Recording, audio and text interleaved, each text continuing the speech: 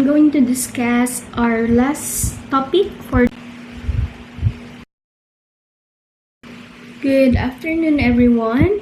So, I'm going to discuss our last topic for this semester. So, wait lang. Ready ko lang. Okay. He only had 6. Okay. So, here, more on introduction to phlebotomy or venipuncture, ang inaano natin dito, is most likely as a Saradtech is here in the Philippines, hindi normally pinapractice na phlebotomist tayo or tayo yung nag-i-inside. More on, we have to call the nurse or the doctor o kaya sila yung mag-assess doon sa patient. Sa ibang bansa, nawala na naman internet. Okay. Sa ibang bansa naman is tayo, pinapractice natin maglagay ng line sa patient. Always or parang almost during contrast studies. Yung ginagamitan natin ng mga dye na dalaan sa IV. Okay? So here, phlebotomy, it is the practice of drawing blood, which comes from the Greek word. Plebo means vein, and then tomy means incision. So, earliest phlebotomist kasi, they drew blood in a attempt para mag-cure ng disease. And also, ang target nila is para magkaroon ng maintain the body in a state wellness. So, ang target nila, pag kumukuha sila ng dugo, is para makapag-cure ng mga certain disease noon or para ma-maintain na healthy yung isang individual. Kasi sa phlebotomy, it can be diagnosis and treatment ng disease. Another one is it can be therapeutic purpose. So, sa therapeutic purpose, ito yung dumadaan sa ugat natin yung mga dugo. For example, yung patient is na-admit sa ospital. Diba madalas nilalagyan sila ng dextrose? That dextrose, that is a supplement sa pasyente para hindi ma-dehydrate. Para ma-maintain na, syempre, ma-avoid na dehydrated si patient all throughout sa stay niya sa hospital. And also, if the patient cannot swallow solid food, is they have to do IV, so going to be a fluid, ibibigay sa patient para kahit paano makakain. And then, for blood donation. So, I think naman, familiar naman kayo sa blood donation. And also, therapeutic, guys. Pag sinabing therapeutic, ito yung parang it can help to diagnose, it can help to treat a certain disease. Ang inaano natin dito, baka ma'am, tanungin nyo ako, ma'am, paano po yun ng mga nagpapagluta since IV din po sila? So, glutathione through intravenous, hindi po siya advisable. Medyo masama siya sa katawan kasi it can damage your kidney. Kasi dinadirect niya through the blood yung mismong gamot na yon. But that glutathione is ang mga dapat nagte-take lang po nun is may mga liver problems, cancer, yung mga ganon, immunocompromised. Pero as a healthy individual, yes, may side effect siya, possible na mapuputi kayo, but at the same time, it can damage the kidney. Natanong ko na yan sa lahat ng mga doctors, mas better yung na lang yung pinapahid kaysa yung direct na inilalagay through IV. Okay? So, kasi therapeutic baka kasi sabihin nyo yun, ganon, therapeutic, ganyan. Through IV siya. Phlebotomy is a term used to describe the specialized technique of blood collection by a benefanctor. So, phlebotomy means to cut a veins. Mag-incision sa veins. Invasive procedure siya that invades the body through puncturing, cutting the veins, which is performed by professional phlebotomists. So, tayo, as a RadTech, since medyo meron tayong, sa field natin, ay, na anon tayo, na parang, we can do also pag-i-inside, but we cannot draw blood. Gets ba yun? Pwede tayo maglagay ng line, pero hindi tayo kumukuha ng dugo. Kasi, as a phlebotomist, pag phlebotomist na kayo, it can be, you can be certified, trained, ganyan. Ako, nag-training ako to be a phlebotomist. So, kasi as a RadTech, hindi tayo specialized for that. Kaya mas better if you want to practice with drawing blood or parang magpa-puncture talaga kayo, mag-i-insight, better to have a certification of training. Kaya ayun, ako as of now hindi ko na masyadong napapractice, but I can still do phlebotomy. Nung nasa hospital setting ako, siguro madami na din akong patient na I do try na ako yung naglagay nung line before the contrast study. Yun. Kasi kadalasan dito sa Philippines nga, what I said earlier is kailangan pang tawagin yung nurse, yung doctor, bago makapagpa-line during the contrast study. So, sa akin kasi, nung na-experience ko na ako na yung nagla-line doon sa patient, mas mabilis yung procedure. Kailangan lang na nandun yung radiologist natin. Okay? You can, there's a lot of parang mga training centers naman, so you can practice phlebotomist. Okay? To be a phlebotomist. So here, you can see this is the earliest phlebotomist tool na ginamit mga kung anong era pa yon. Kasi phlebotomists also need a highly organized and detail-oriented order to deal with a large number of sample. Na yung large number of sample na yon, it is collected to a short period of time. When ensuring each sample properly, kailangan naka-label siya and handled. But imagine, kung ikaw is nabubuhay noon, then ganito yung mga tools na ginagamit sa'yo. Siyempre, parang una pa lang, aayaw ka na. Baka mamaya, hindi ka na makalabas ng buhay, parang ganon. Kasi you can see, medyo parang, sabi natin, parang scary talaga yung mga old stuff na ginagamit noon. But right now naman, medyo madali na naman. Needle na lang siya, and then there's a size of the gauge of the needle, yung laki na. But, syempre, compare dito, lahat tayo takot dyan. Kung ganyan ba naman makikita. So, since nagmo-modern na siya, mas gumaganda na yung tools natin right now. Okay? So, hindi na siya parang brutal na akala nyo matatakot kayo. Hindi na.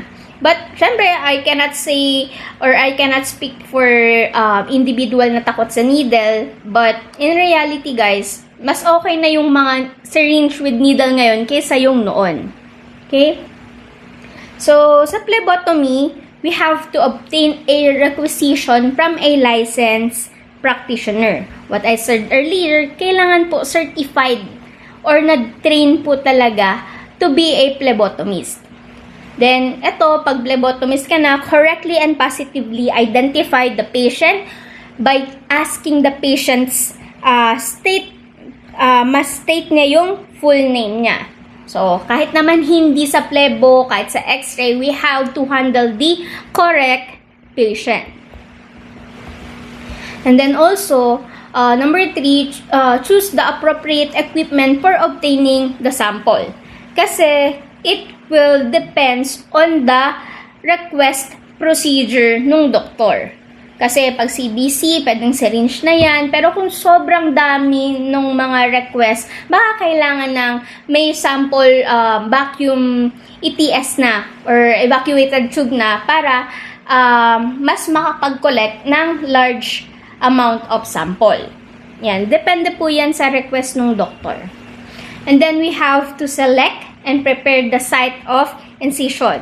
So guys, kung na-observe nyo kung paano ko mag-handle last time, ang mas maganda kasing organize lahat ng tools na gagamitin nyo bago kayo tumusok sa patient.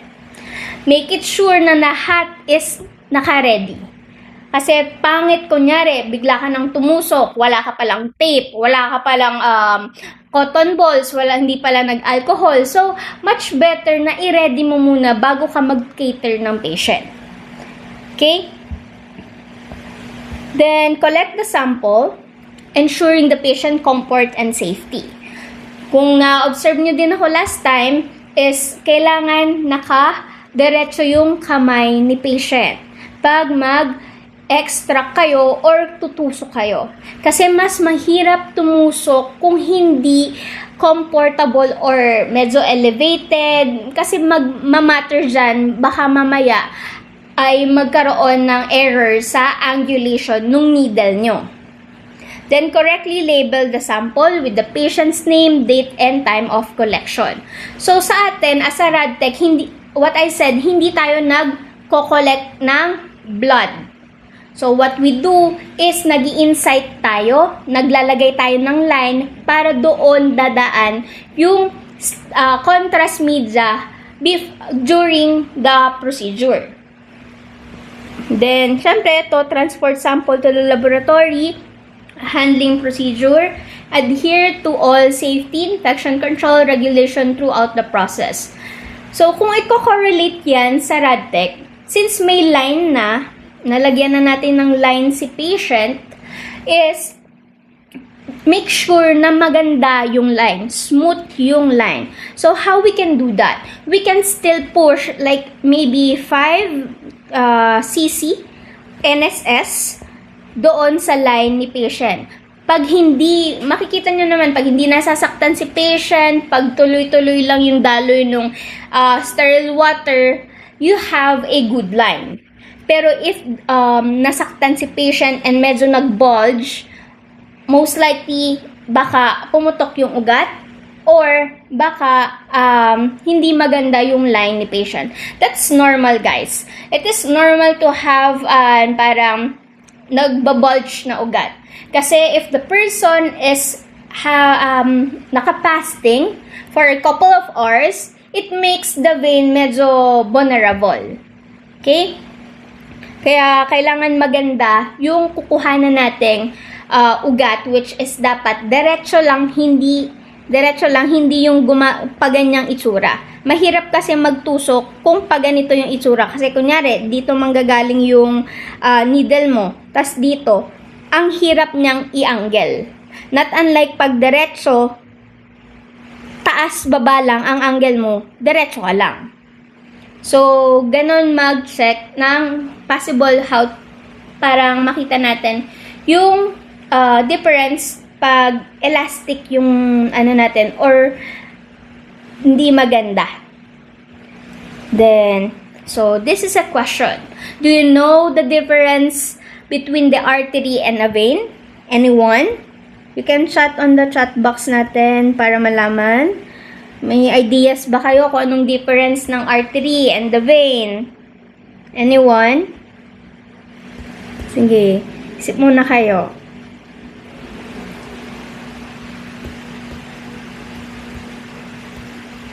Meron ba?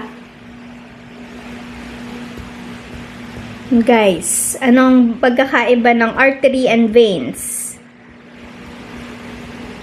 Naririnig ba ako, guys?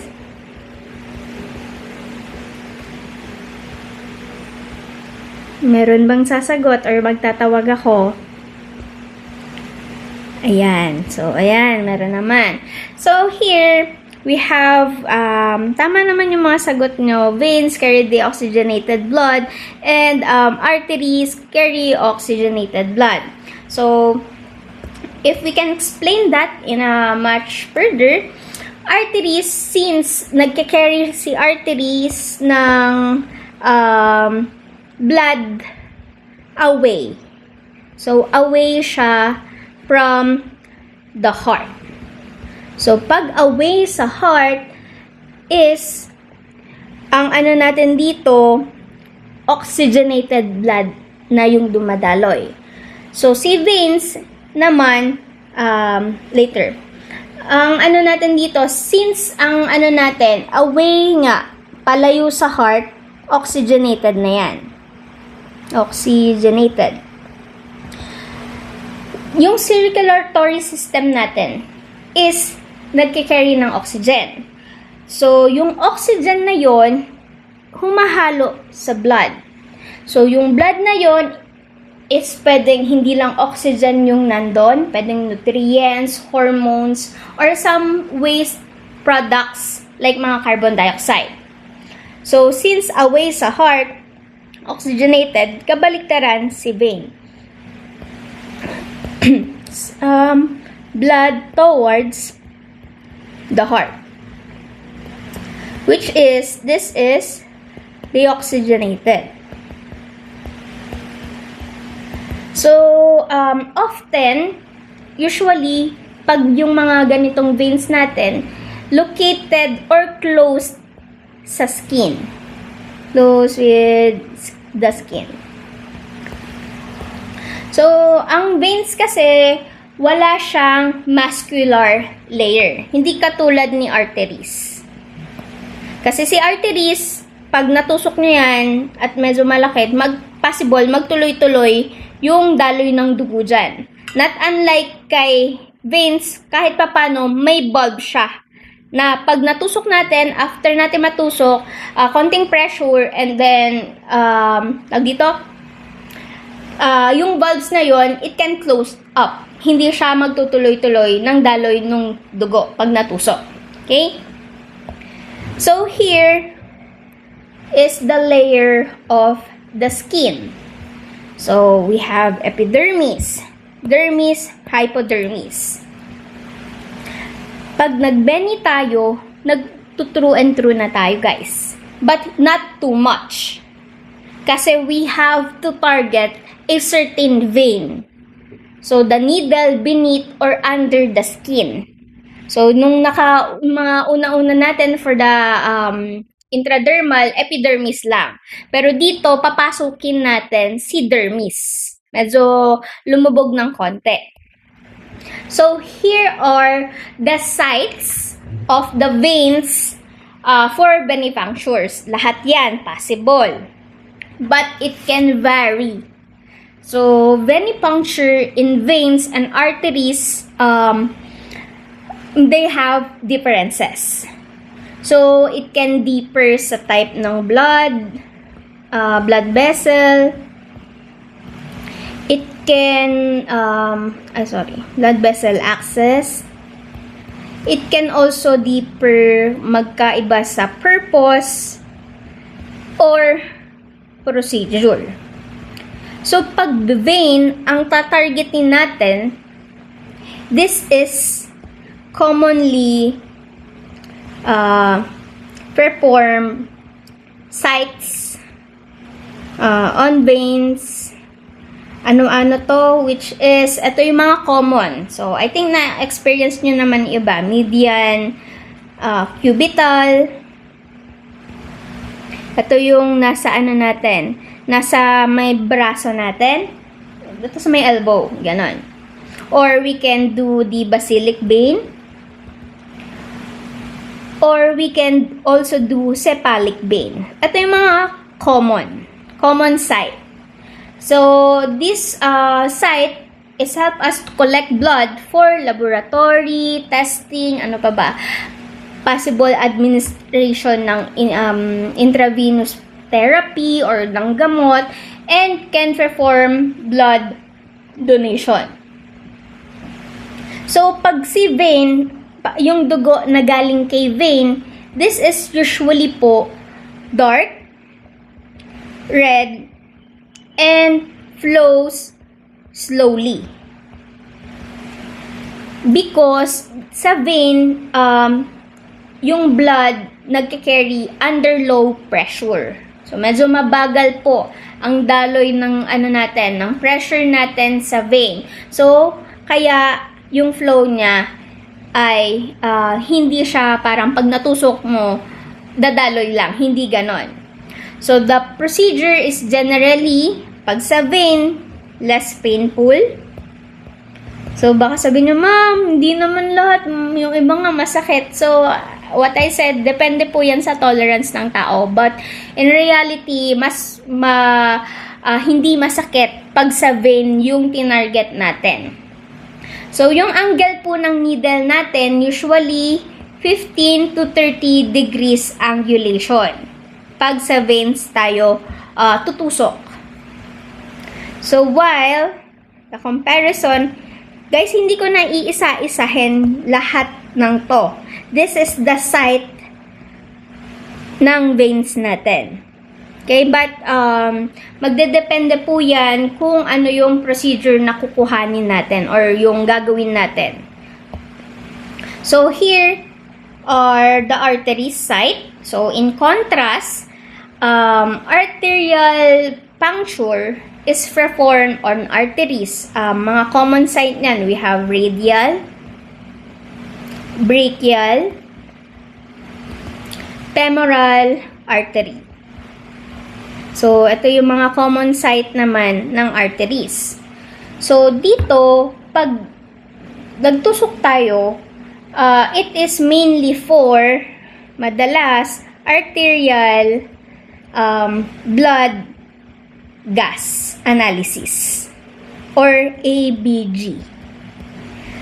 Analysis yan para ma-evaluate oxygenation or the acid-base balance ng dugo. Then, pag ang dugo ay galing sa artery, this is bright red. And then, kapaligtaran ng veins, this is nagpa-pulsate. Pulsate. Wait lang. Pulsate. Kasi mataas yung pressure sa arteries, which is mabilis yung daloy ng dugo dito. So, this procedure, usually, kabaliktaran, painful. Mas masakit. And then, requires yung needle na dapat yung angulation niya is 30 to 45 degrees. Yung arterial puncture natin, since nagkikarry po siya ng high risk, pag dito nag-puncture, can be complications dahil una, pwedeng excessive bleeding, pwedeng arterial spasm, pwede ding thrombosis, which is kaya firm pressure must be applied longer after the procedure. What does it mean? Pag natusok or pag kumuha ng dugo sa arteries, after nun is dapat naka-pressure talaga yung may gauze tayo na naka-pressure doon para mag-stop yung bleeding. So, yan. Kung mga nakakapanood kayo ng 911, Grey's Anatomy, ito yung parang pag nahiwa is tuloy-tuloy yung daloy ng dugo. Hindi siya nag-stop. So, kasi nga, medyo mataas yung risk sa arteries natin. Mataas yung pressure, mabilis yung flow ng dugo. Kaya hindi din siya masyadong ina-advise na dyan tayo kukuha para mag-withdraw ng blood. madalas sa veins tayo kumukuha to collect samples. So, here are the sides in the arm: basilic, cephalic, median, cubital, median. So, we have the ulnar artery. Tandaan, yung little finger natin, ulna. Yung thumb natin is the radius side. Okay? Little finger, yung pinky finger natin, ulna. Yung thumb natin is radial side. But, mas nagpo-focus lang po tayo dito. Okay? Medyo dito ay delikado pag mali yung pag-puncture natin. So, here are the general blood collection equipments and supplies. So, we have blood drawing station, which is, it includes table supplies, special chair, bed or reclining chair. Then, we have phlebotomy chair, which makes the patient comfortable.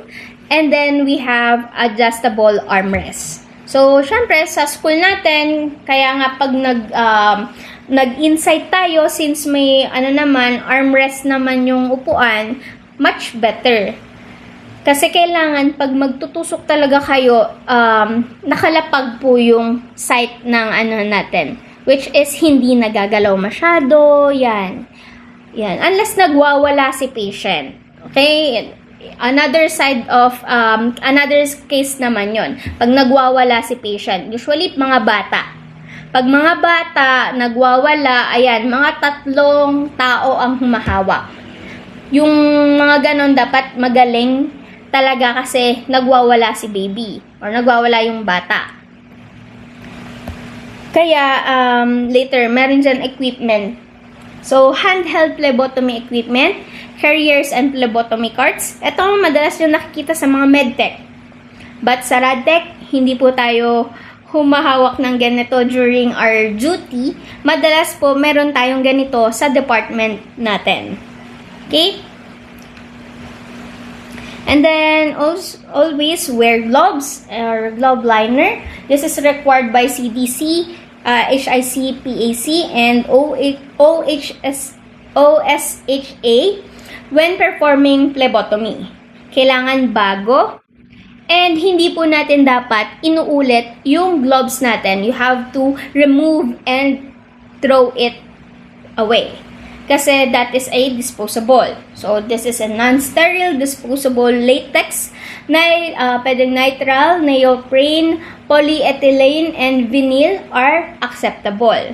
So, nowadays, wala na pong madalas gumagamit ng may powder kasi may risk po kasi yung may powder. It can be parang highly risky kasi yung powder can cause or trigger allergic reaction. So, dapat yung gloves, maganda yung fit, hindi pwedeng maluwag, hindi din pwedeng super sikip. Glove liner may be used if glove cause allergies or dermatitis. Barrier hand creams help prevent skin irritation from gloves, and gloves with powder are not recommended. So, we also have Ultra Fit Gloves Liner and Soft Guard Barrier Hand Cream. Kasi nga, nakaka-dry po kasi ang pag lagi tayong nag-hand wash with soap, nakaka-dry siya. So, they also can recommend an hand cream. Then, we have antiseptic. Pag hindi tayo makakapag-hand wash, pwede tayo mag-spray ng alcohol. So, this one prevents sepsis or the microorganism or toxins in the blood. And usually, we have 70% isopropyl alcohol. That is the most commonly used for routine blood collection. And then, otherwise, we have disinfectants. Disinfectants remove kill microorganism on surface and instrument.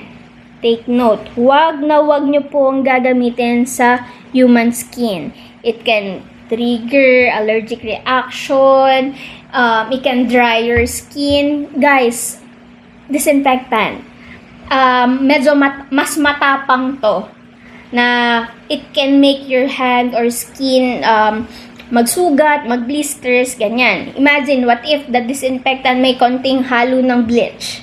So, and then, yun. hindi dapat talaga siya ginagamit for with the bare hands. Kaya kahit yung disinfectant na panglinis, 'di ba dapat naka-gloves? Kasi nga medyo matapang talaga ang disinfectants. So otherwise, maggumamit kayo ng hand sanitizer. So alcohol-based rinse, it can be gel or foam. It can replace hand washing if hands are not visibly soiled. Then we have a personalized bottle of hand sanitizer and a whole wall-mounted hand sanitizer dispenser. I think if sa mga hospital, common yung mga ganito na nasa wall, meron biglang alcohol doon and then automatic nagdi-dispense. Yon. Pwede din siya kasi alcohol pa rin naman yung laman nun or sanitizer that can, if hindi talaga kayang makapag-wash ng hands. Then, you have to ready yung gauze pad or cotton balls, 2x2 inches gauze pad folded into fourths are used to pressure over the site following blood collection. So, di ba, pag nagtusok kayo, then, nag-bleed out, kailangan, after nung hilahin yung needle, naka-ready agad either yung gauze nyo, or yung gauze pad nyo, or yung cotton nyo, para mag-apply ng pressure. So, some pads, meron siyang fluid backing to prevent contamination. And then, avoid using cotton balls as they tend to stick. So, hindi din siya advisable. But if you don't have a choice, you can do so. Pero if you have options, pwedeng Band-Aid, gauze, yan. Kasi 'di ba pag ang naiiwan yung mga hibla-hibla nung cotton. So, ayan.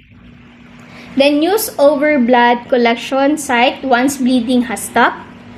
Can also use paper cloth, knitted tape, or over the folded gauze. Gauze muna, tapos lagyan nyo na ng tape, cloth, ayan, para ma-secure. Then, itong glass microscope slide, 1x3 inches, ink pen, watch. Ito naman po, pag kumukuha ng sample. Then, again, you have to dispose your hazardous or mga sharps in a container or biohazard bags. Kailangan properly dispose yun. Kasi what if yung naanuhan natin yung pasyente is may communicable disease, if hindi nyo na-dispose properly, it can lead to contamination, mahahawa pa, ganyan. So, better to dispose it properly. So, ito, vein locating device. Ayan, wait lang. Vein locating device. Ito, ayan. May picture. Dito tayo sa may picture. So, vein locating device, ito, maganda siyang gamitin sa mga bata or mga maninipis na ugat. May mga maninipis sa ugat. Kasi pagka ganyan, makikita nyo na dyan, nakailaw. And then, syempre, yung tutusok, susundan mo na lang. Then, tourniquet. Ang tourniquet, ito yung tinatali. Yung ginagamit ng pangtali device to apply to tied around the patient arm para magkaroon ng restriction ng blood. So, take note, guys. Less than 30 seconds or 60 seconds dapat hindi nakatali. Baka mamaya, nag-withdraw kayo ng blood, tapos biglang nakalimutan yung nakatali pa pala. Guys, tendency niyan is magba-violet at walang magba-backflow na dugo papunta doon sa site after nyong talian. Kaya dapat tatanggalin nyo agad. Okay? So, ano natin dito, stretchable dapat and disposable din siya. Meron din namang hindi disposable, though. Then, the needle. Sa needles, it should be sterile, disposable, and designed only for single use. Single use lang po. Hindi po pwedeng itutusok na naman pag nagamit na hindi. Then, ang types natin, we have multi-sample, hypodermic, and we have wing infusion or what we call butterfly needle. So, si butterfly needle, ito madali siyang gamitin, madalas ginagamit sa bata, and sa mga delicate vein, yung mga mabilis pumutok or maninipis yung ugat. And then, may parts ang needle natin. We have the bevel, ito yung bevel, the shaft, the hub, and then the lumen. Yan. Then, gauge is the diameter or gaano kalaki yung butas nung bevel. Higher the gauge, smaller the diameter. So, again, nasabi ko na to last time. Mataas yung number, maliit yung needle. I mean, hindi ganun maliit lang yung butas ng needle. But the lower the number, mas malaki yung butas ng needle. Okay? So, usually in phlebotomy, we still use 20 to 30. Pwede ding 21 gauge. Naka-color-coded po yan. So, yung length niya, usually 1 to 1.5 inches. Most common for venipuncture. Safety features, dapat merong resetting, blunting, and retraction device. So, here are the color noong mga gauge natin. 14, 15, 16, 18, 20, 21, 22, 23. Ito, madalas tong madalas natin tong ginagamit sa contrast study. Itong 18, madalas tong ginagamit for donation of blood. Then, ito, pag mga bata na. Yan. So, hindi ko na isa-isahin ha. You can see naman the specific color assigned to that number of gauge. So, here are the types ng needle. So, you can see regular bevel. This is the most common tip. Madalas ginagamit for subcutaneous or intramuscular injection. Dito, makikita nyo, this one is a type of hypodermic needle. Makita nyo naman na sharp yung dulo niyan. Then, we have the short bevel. The short bevel, yung tip niyan usually ginagamit for specialty application such as mga ABG or pwedeng ABG sampling o kaya nerve block. Yan yung mga possible na pinagagamitan ng short bevel. Then, we have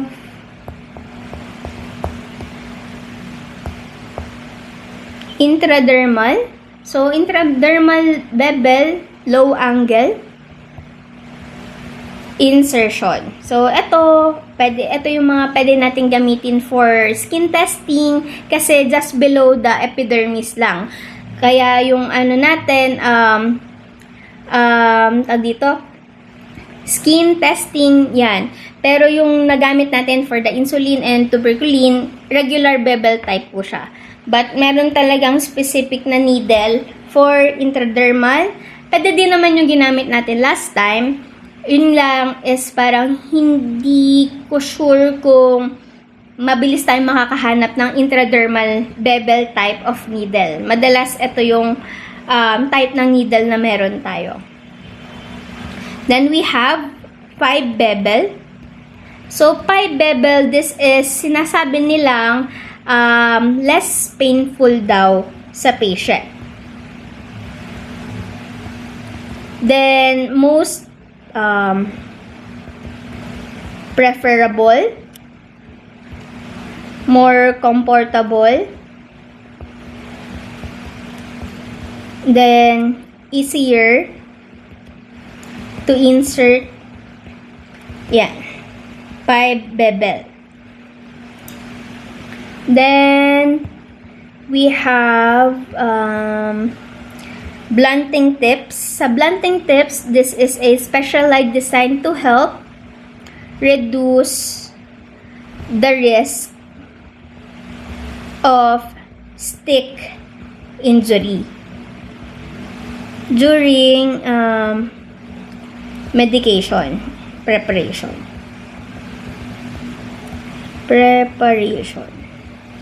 So, since medyo sobrang flatten niya, ito naman ay it helps siya para mag-transfer nung mismong fluid natin or liquid substance natin to the syringe.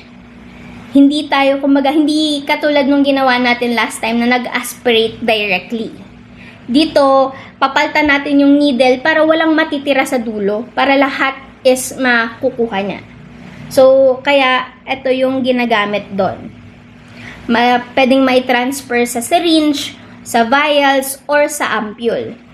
But take note, ito pong needle na to, hindi siya ginagamit para mag-incision. Ano lang to, pang-dispense lang. Pagkuha lang ng liquid substance. Then, lastly, we have safety tips. Needles, type ng needles protect the user from accidental needle stick injuries. So, ayan, may cover po siya right after natin gamitin. Automatic nagko-cover. Not unlike dun sa regular natin, ina-uncap and cap pa natin. Ito, nakadikit na sa kanya, sa syringe mismo, yung cap para makover yung dulo ng needle. Then, again, another venipuncture equipment. So, we have evacuated tube system. This is a closed system in which blood flows through a needle inserted into a vein and directly into a collecting tube.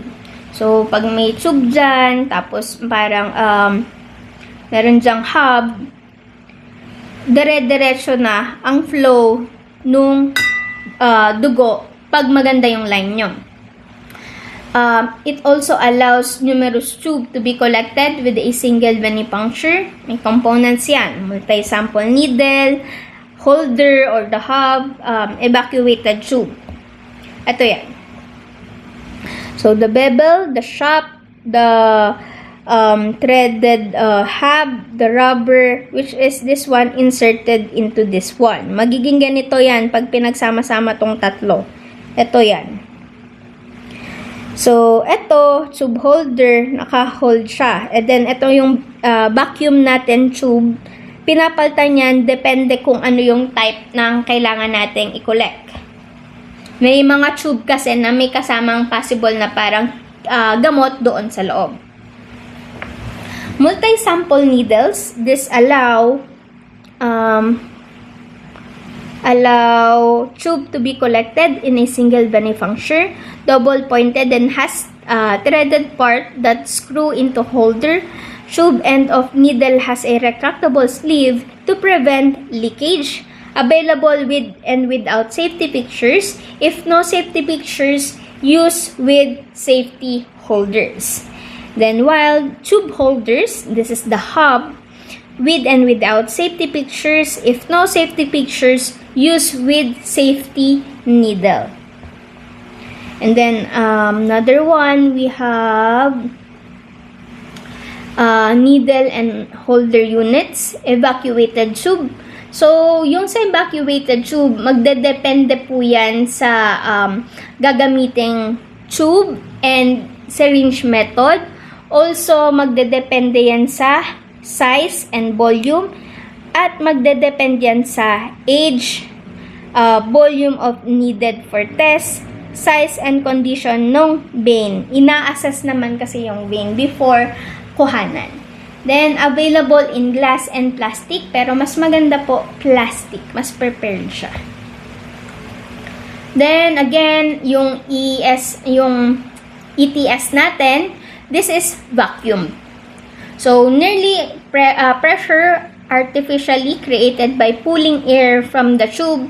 This is designed to draw an exact volume of blood into the tube, and then substance added to the tube. It can be anticoagulant, rare, may stopper din po ito. Naka-color coding to, depende kung ano yung type ng additive na kailangan doon sa sample na yon. And also, it has the expiration date. Makikita naman yon sa tube label.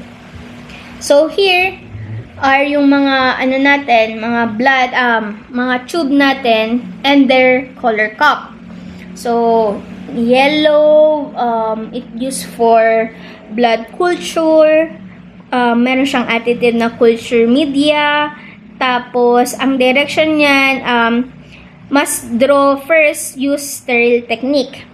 Then, pag blue, coagulation studies, sodium citrate. Ito yung inverted. Pag sinabing inverted, yung parang inaalog na back and forth. Yung parang sinashake pero hindi too much. So, 3 to 4 times. Chemistry, ang additive na clot activator, 5 times. Same with the, yellow-orange. And then, yung additive niya, pinagkaiba ng additive nito is serum separator. Then, green, additive heparin. Ito, 8 times nyo parang inaalog yung tube. Then, hepatology, hemoglobin, K2-EDTA, 8 to 10 times yung inaalog. Then, pag pink is blood group cross-matching, EDTA, 8 times yung ini-invert. Then, blood glucose, may potassium oxalate, sodium chloride, 8 to 10 times nyo din inaalog pag may specimen na. Kasi guys, kaya inaalog siya kasi nga may additive which is dapat mas magandang ma-mix doon or para at least mas specify kung ano yung kailangan doon sa sample na yon. So again, ito yung mga color na natin, light blue, red, gold, green, lavender, gray. Yan yung mga natin dyan. EDTA, this is, ba to? Ethylene, diamine, acetic acid. Ito ay ginagamit para sa magpigil or magprevent ng coagulation.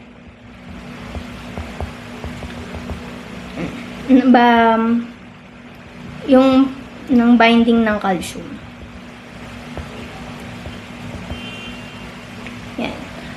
Madalas to, maganda siya pag mga routine ng dugo, hematological studies, ganun.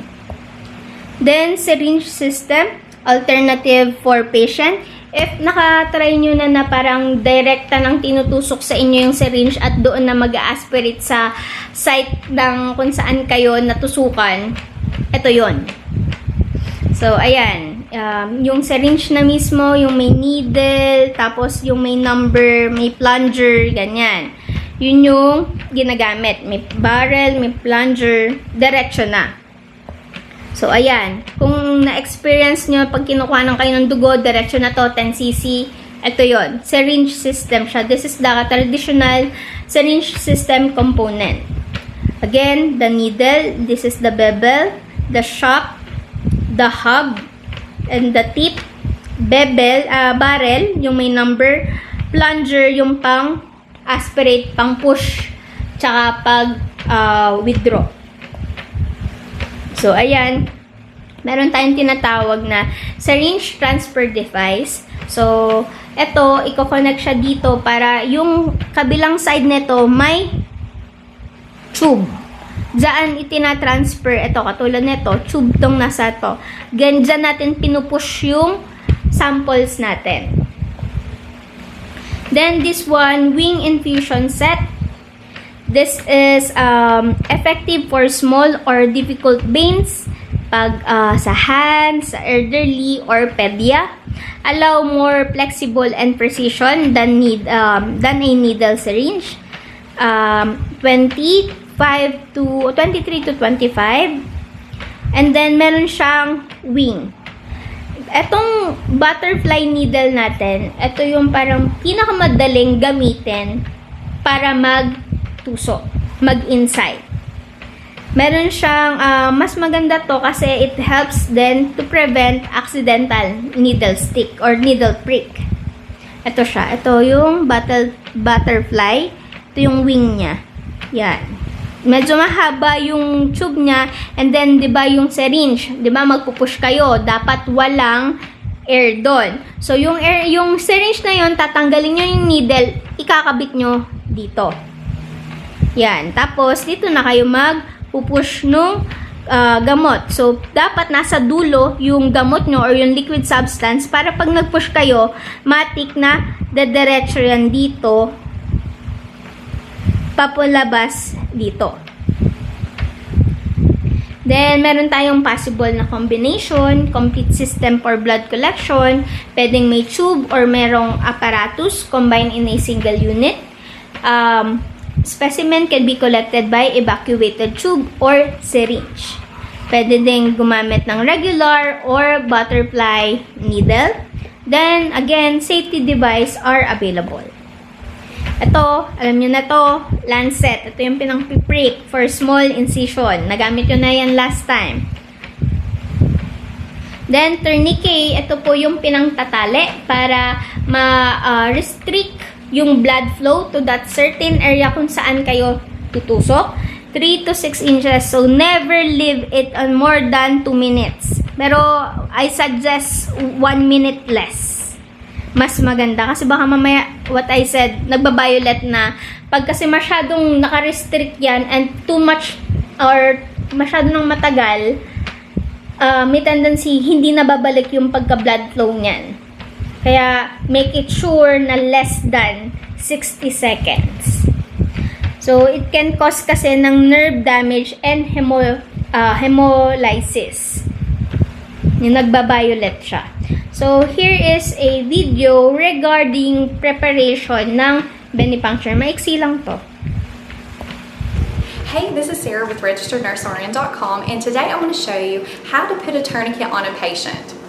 Whenever you draw blood or start an IV, you'll have to put a tourniquet on, and I just want to give you a quick video on how to do that with a quick release. It takes a little practice, so after you watch this video, I would try to practice on someone in your family or a friend so you can get the hang of it. So here we go. First, what you're going to do is you're going to explain to the patient what you're going to do, and you're going to take your left hand and your right hand, and you're going to stretch the tourniquet as far as you can, but being comfortable to the patient, to the back of the arm, and you're going to cross it like a shoestring, okay? Have it crossed, and then you're going to take your dominant hand, and you're going to sort of do a little loop underneath this area, and then just leave it like so, okay? And then you start your IV, draw your blood, and then when you're done, do the quick release, and you're just going to pull it like so, and it comes off. And now I'm going to show you how to do it really fast, because that was sort of slow motion. So this is what it looks like whenever you do it naturally.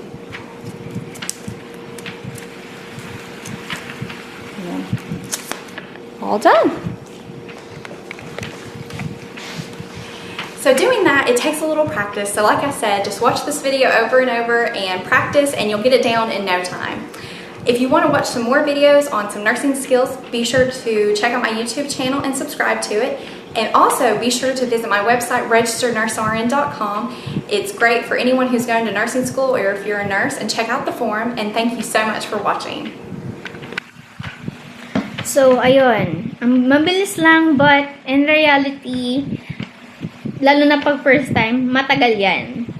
Okay? So, syempre, it takes time para ma-practice yon. Yung dapat kasi yung pagbuhol nyo is hindi parang secure siya, saktong mahigpit na hindi, parang ganon, at hindi super sikip. Tapos madali siyang matanggal. Okay, baka kasi mamaya nagbuhol kayo, akala nyo sintas yung ginagawa nyo, but it is not. Dito yung parang pagkabuhol nyo, pag hinila nyo yung isang side, mabilis nang matatanggal. Yun yung kasi dapat i-practice pag nagbe-beni tayo. So here, when to avoid taking blood specimen, arms that have the following: intravenous line. Pag may dextrose na po or may linya na, wag na po kayong tutusok or kukuha ng blood sample doon sa area na yon, kabilang side na lang. Hemodialysis access device, pag may graft or may fistula. Side ng recent mastectomy, and affected arm of the patient who had stroke. Kasi guys, kunwari, left side, hindi na nagagalaw ni patient. Possible, hindi na po maganda yung blood flow niyan. Doon na lang po kayo sa right. Kasi kung ito, hindi na nagagalaw, dito na lang. Kasi mas maganda ang circulation ng blood dito. Then, a side that is swollen or infected, wag na po kayong kukuha pag namamagana, pag may hematoma, broken skin. Ganito yan. Wag na kayong tutusok doon sa natusukan nyo na. Kasi may times na parang nabugbog na yung vein, bubugbugin nyo pa. You have to let the vein heal. Usually, pag sa contrast study, sa atin, sa Radtech, maybe it can 1 week to 2 weeks. Kung doon sa site ng kung saan yung area na natusukan, it can heal up to 1 to 2 weeks. Kaya pag nagre-reschedule tayo ng patient, 1 to 2 weeks siya. Kasi kailangan mag-heal muna yung natusukan. Kasi baka nagbabulge siya, kasi hindi enough yung water ni patient, dehydrated, syempre naka-fasting, that's common. But you have to parang prepare kasi siya before the contrast study. Kaya we advise the patient to drink a lot of water before mag-prep sa procedure para hydrated, para hindi mabilis pumutok yung ugat niya. Then, vein that feels hard or cord-like, do not spring back. Pag hindi po elastic yung vein na yon, wag na wag nyong tutusukan. So here, again, veins used for venipuncture, cephalic, basilic, medial, cubital. Yun. And then, medial nerves, hindi po kasali yan. Kasi hindi tayo pwede magtusok sa nerve. Baka may mangyari pa. So, here is the angulation ng needle nyo pag nagtutusok kayo for venipuncture. Dapat nasa 15 to 30 degrees lang. Tapos yung elevation, ito kasi usually pag ganito, pag skin nagto-through and through, hindi siya maganda kasi masyadong mababa yung ano natin. Then ito naman masyadong mataas yung angulation nung needle. It can possibly mag-through and through. Hindi lang epidermis yung matutusok natin, hindi lang dermis, baka umabot pa ng hypodermis. Hindi tayo intramuscular injection. Veins ang tina-target natin dito.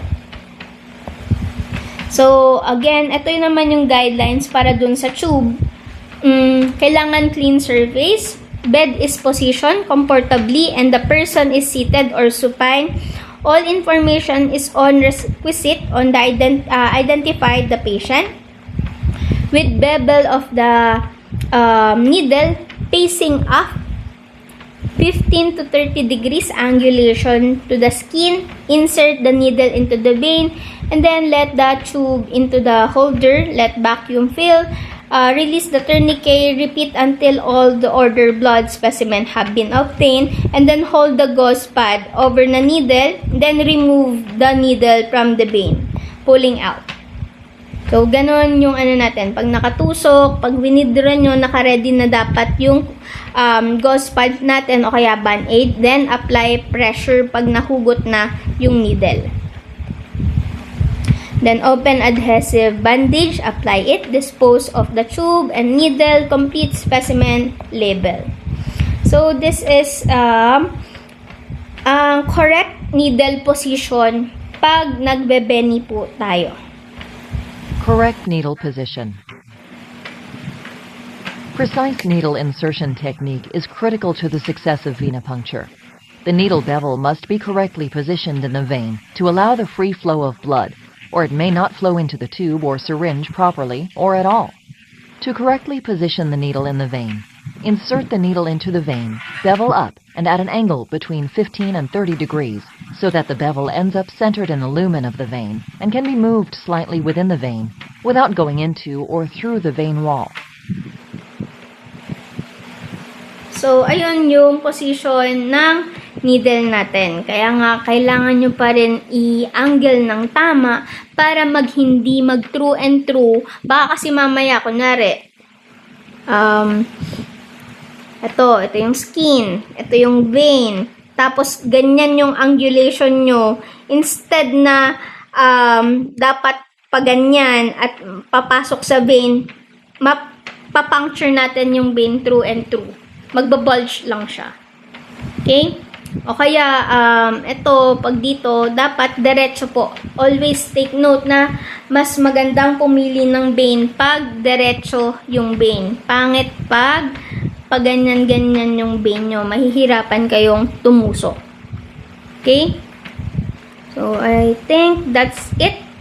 That's my last slide for this semester.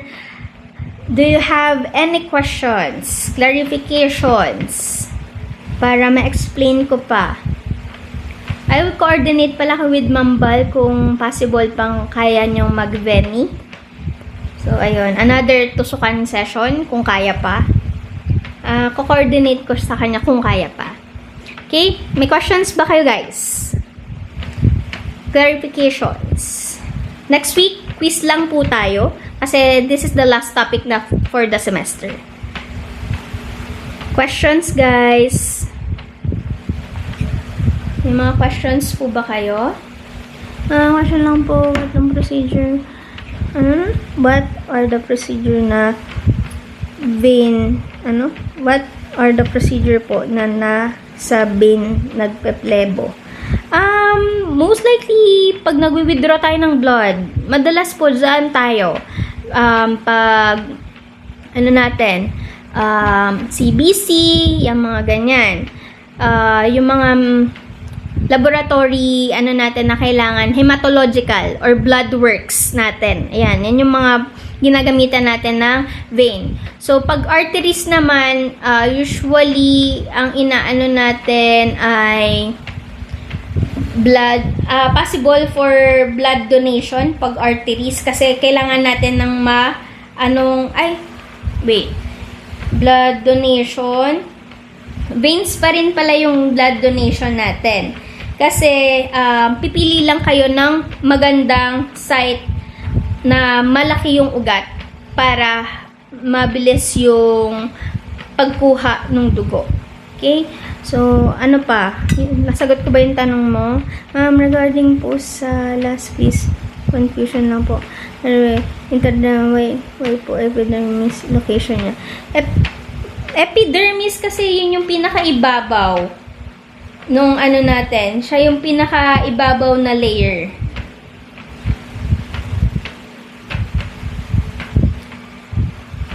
Ito. Meron tayo dito, diba? Ano yun?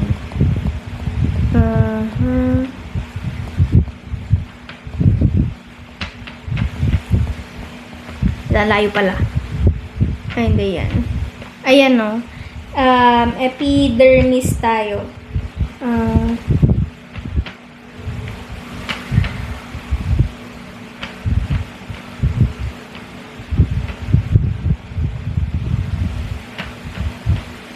Ito. Yung sa, natin, intradermal. Gets ba? Why epidermis location niya? Ito yung pinakaibabaw, guys. The skin. Ito yung parang pag tumusok tayo dyan, ito yung lolobo. Okay ba? Naguluhan ba? Okay. May questions pa po ba yung iba? Anyone? Meron pa po ba? Any questions? Meron pa po o wala na?